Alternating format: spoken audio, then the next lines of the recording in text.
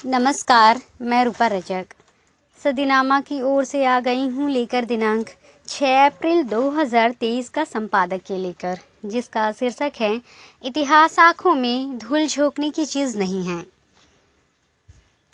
जिसे लिखा है हमारे सह संपादक राकेश अचल जी ने। आज बात करते इतिहास। हमारी सरकार इतिहास लिखने के बजाय इतिहास के कुल कालखंड को विलोपित करने जा रही है। हिस्ट्री रिपीट इटसेल्फ, ये कथन सच है। सरकार के इस कदम का स्वागत किया जाए या विरोध, ये तय करना ज़रूरी हो गया है।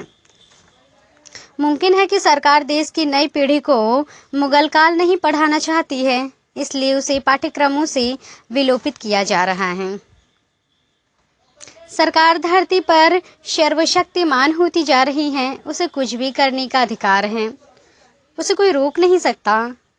और जानते हैं इस संबंध में आगे क्या कहते हैं हमारे संपादक महोदय।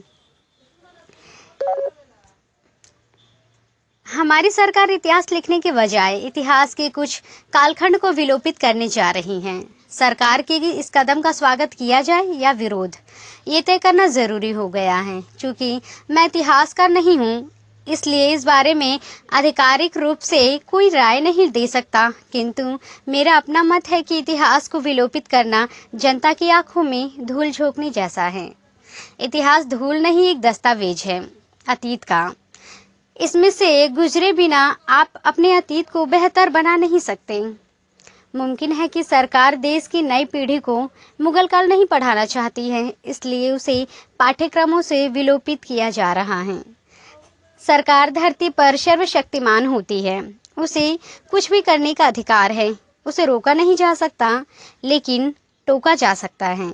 उसे टोका जाना चाहिए कि वो इतिहास को आंखों में झोंके जाने वाली धूल में तब्दील ना करे, अपितु उसे आंखों में डालने वाले सुरमे की तरह इस्तेमाल करे। सरकार को लगता है कि मुगल काल का इतिहास तत्कालीन शासकों का महिमा मंडन करने वाला इतिहास है, उसमें गलत सूचनाएं दर्ज है। मुमकिन है ऐसा हो भी, क्योंकि हर सत्ता अपने हिसाब का इतिहास लिखवाती है या सत्ता के मिजाज के मुताबिक इतिहास लिखा जाता है, लेकिन इस इतिहास को भी विलोपित नहीं किया जा सकता है। ऐसा करना एक तरह का अपराध है। जिस कालखंड में आप थे नहीं, उसे विलोपित करने वाले आप कौन हैं? नई पीढ़ी को नए इतिहास से अवगत करने के लिए पुराने इतिहास से गुजरना ही होता है, गुजरना ही चाहिए। ऐसा किए बिना आप अपना अतीत जान नहीं सकते। दरअसल डरे हुए लोग ही इतिहास से घबराते हैं। पराजय का भय उन्हें इतिहास से छेड़छाड़ की प्रेरणा देता है। आज की सत्ता देश के जिन नायकों का महिमा मंडन करना चाहती है, उनमें से कोई भी पराजय के भिन्न से भयभीत नहीं था, फिर चाहे वे शिवाजी महाराज हो या राणा प्रताप। इन जैसे असंख्य महानायकों ने आजीवन जय की कामना से युद्ध किए, जीते भी हारे भी, लेकिन सत्ता के सामने अपना सर नहीं झुकाया। अब यदि आप उस कालखंड को ही विलोपित कर देंगे, तो नई पीढ़ी को इन महानायकों के शौर्य से कैसे अवगत कराएंगे? इतिहास से खिलवाड़ करने वाले भयभीत लोग नहीं जानते, शायद जानते भी हो तो, कि इतिहास सिर्फ कागजों में ही दर्ज नहीं होता, इतिहास कला और संस्कृति में भी जीवित रहता है। आप मुगल काल को विलोपित कर इसे कला और संस्कृति के साथ स्थापत्य से कैसे विलोपित करेंगे भला? कहाँ उठाकर ले जाएंगे उस समय की इमारतें? कहाँ ले जाएंगे गीत संगीत और वाद्य यंत्र?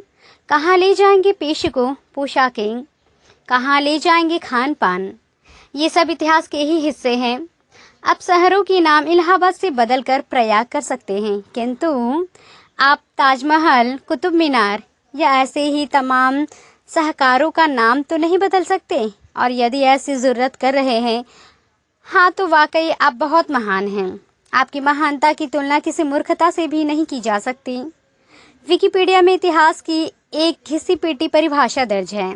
इसके मुताबिक इतिहासकार वह है जो इतिहास लिखे। एक इतिहासकार का ऐसा व्यक्तित्व है जो अतीत के बारे में अध्ययन और लिखना है और लिखता भी है, और इसे उस पर एक अधिकार के रूप में माना जाता है। इतिहासकार मानव जाति से संबंधित पिछले घटनाओं की निरंतर व्यवस्थित कथा और अनुसंधान से चिंतित है। साथ ही समय में सभी इतिहास का अध्ययन मात्र है। नया इतिहास लिखने वाले इस परिभाषा में भी फिट नहीं बैठते, क्योंकि उनकी खुद की शैक्षणिक योग्यता विवादास्पद है। अदालतों को इसका फैसला करना है। अदालतें आजकल मानहानि के मामलों में फैसले देने में व्यस्त हैं, इसलिए उपाधियों की असली नकली होने के बारे में फैसला नहीं कर पा रही हैं। इतिहास मेरा प्रिय विषय रहा है। इसमें मुगलसन नंदा के उपन्यास की सामग्री भी है और कर्नल रंजीत के उपन्यासों जैसा रहस्य तथा रोमांच भी। इतिहास में प्रेम, घृणा, सौहार्द, हिमकत, अम्ले, व्यवस्थाएं, साजिशें, निर्माण और ध्वंस सब कुछ होता है। इतिहास में नायक, खलनायक, नायिका, खलनायिका, विदूषक, बहुरूपीय, विद्वान और मूर्ख सब होते हैं। इसलिए ही इतिहास रोचक होता है। जो इतिहास को शुष्क विषय मानते हैं उन्हें शायद इतिहास पढ़ना नहीं आता। जिन्हें इतिहास पढ़ना नहीं आता वे यदि इतिहास को गढ़ने की कोशिश करते हैं तो आप समझ सकते हैं कि हमारे पास इतिहास किस शक्ल में उपस्थित होगा। इतिहास में मुहावरे हैं, इतिहास में कहावतें हैं, इतिहास में खिड़कियां हैं, इतिहास में दरवाजे हैं, बड़े बड़े दरवाजे जिनके जरिए आप अपने अच्छे बुरे अतीत में झांक सकते हैं, अपने आप को आंक सकते हैं। आज देश आज़ादी के अमृतकाल से गुजर रहा है, इसलिए ज़रूरत इस बात की है कि हम इतिहास से छेड़छाड़ किए बिना आज का इतिहास लिखें। इतिहास किसी एक के बूते का लेखन नहीं है। इतिहास लिखने वाले यात्री भी हो सकते हैं, विद्यार्थी भी हो सकते हैं, और वे लोग भी जिनका लेखन से कोई सरोकार नहीं होता। इतिहास कविताओं, कहानियों, उपन्यासों में भी छिपकर बैठ जाता है। इतिहास को कहाँ कहाँ से विलोपित करेंगे, खुशी की बात कहे या दुख की बात, लेकिन इस दौर में भी तमाम रिटायर्ड आईएएस और पत्रकार इतिहास का लेखन कर रहे हैं। वे इस मायने में सरकार के सहायक हैं। दिन रात अतीत के अनखुले पत्रों को खोल आ रहे हैं, किंतु इससे पुराना इतिहास बेनामी नहीं हो जाता। इतिहास लिखने के लिए हमारे पास पहले भी विशेषज्ञ थे, आज भी है, लेकिन सरकार ये काम खुद कर लेना चाहती है। सरकार को किसी अखिल भारतीय इतिहास संकलन योजना, इतिहास संकलन मंडल, पुणे, भारतीय इतिहास पुनरावलोकन संस्थान, भारतीय इतिहास परिषद, भारतीय इतिहास कांग्रेस या भारतीय इतिहास अनुसंधान परिषद की जरूरत नहीं है। आप माने या न माने, किंतु इतिहास लेखन निरंतर चलने वाली एक प्रक्रिया है। मानव समाज के क्रियाकलापों का क्रमबद्ध विवरण हमें 500 ईस्वी पूर्व ही प्राप्त हो सका है। सबसे पहले इतिहास लेखन का क्रमबद्ध विवरण यूनानी विद्वान हेरोडोटस के द्वारा किया गया था। उसने 500 ईस्वी पूर्व से लेखन कार्य शुरू किया था। इस प्रकार हेरोडोटस को ही इतिहास का प्रथम जनक कहा जाता है और प्रथम ऐतिहासिक लेखन के रूप में जाना जाता है। हेरोडोटस के बाद यूनान में एक लेखक थ्यूसिडाइड्स का नाम विशेष रूप से उल्लेखनीय है। वही 19वीं शताब्दी में रैंक नामक शख्स ने इतिहास को वैज्ञानिक आधार पर लिखकर अपनी रचना को जर्मनी में प्रकाशित करवाया था। फिर दुनिया के अन्य देशों, विशेषकर भारत, फ्रांस, इटली, अरब आदि में इतिहास लेखन चालू हुआ। वर्तमान में ऑगस्टस कॉम्टे का प्रत्यक्षवाद इतिहास लेखन प्रचलन में है, क्योंकि इसमें वैज्ञानिक आधार पर इतिहास लेखन किया जाता है और हम हमारे पास माननीय नरेंद्र मोदी जैसे कामयाब जननायक हैं जो खुद इतिहास लिख भी रहे हैं और बन भी रहे हैं और बिगाड़ भी रहे हैं। इतिहास को लेकर मैं लगातार आशावादी रहा हूँ। हमें सबका लिखा इतिहास पसंद है। चीनी यात्री हैंडसोंग का इतिहास, इब्ने बतूता का लिखा हुआ इतिहास भी और चिंतामणि विनायक वैद्य का लिखा माझा प्रवास भी। अब मोदी जी का लिखा इतिहास भी मैं पढ़ने में उत्सुक हूँ। आपकी पसंद